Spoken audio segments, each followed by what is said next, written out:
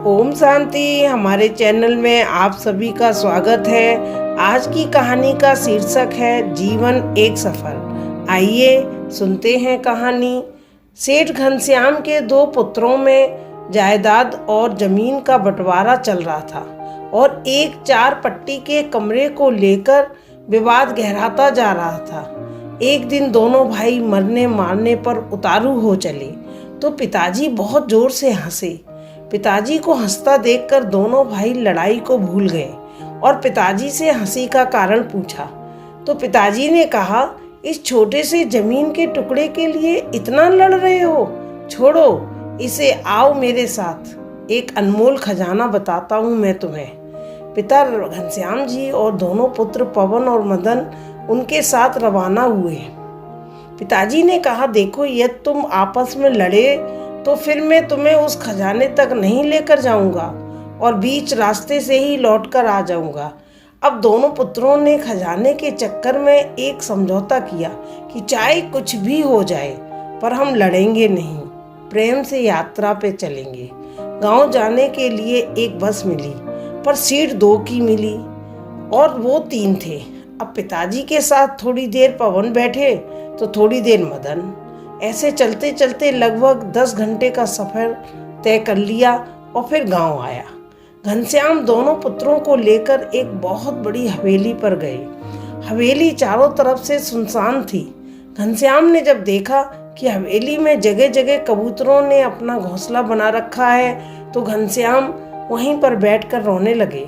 दोनों पुत्रों ने पूछा, क्या हुआ पिताजी, आप रो क्यों रहे हो?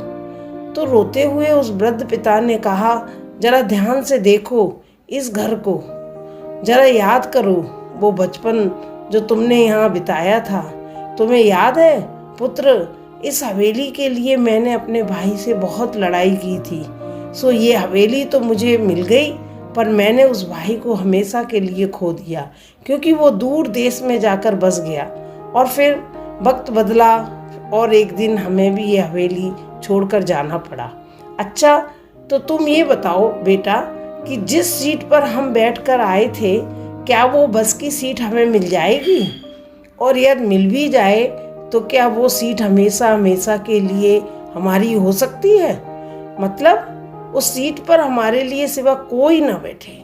तो दोनों पुत्रों ने एक साथ कहा कि ऐसे कैसे हो सकता है?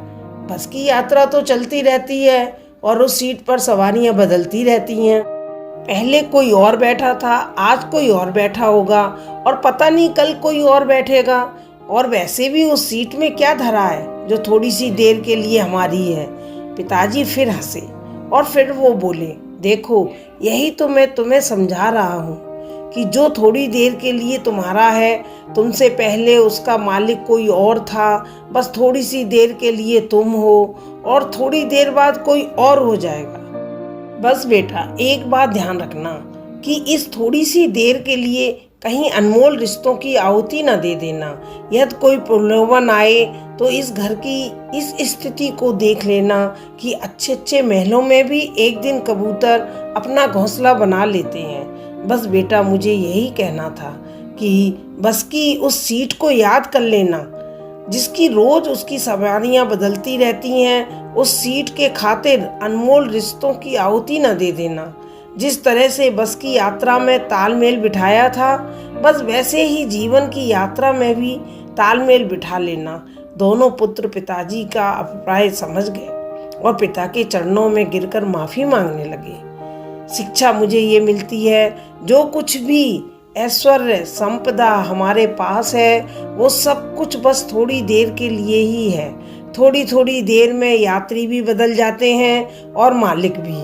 रिश्ते बड़े अनमोल होते हैं। छोटे से ऐश्वर्य या संपदा के चक्कर में कहीं किसी अनमोल रिश्तों को न खो देना। रहमन धागा प्रेम का मत तोड़ो चिटकाए, टूटे फिर ये ना जुड़े, जुड़े गांठ पड़ जाए। सार्थक जीवन जीने के लिए दौलत से ज़्यादा संतोष की आवश्यकता रहती है और संतोषी ही हमेशा सुखी रहता है। ओम शांति।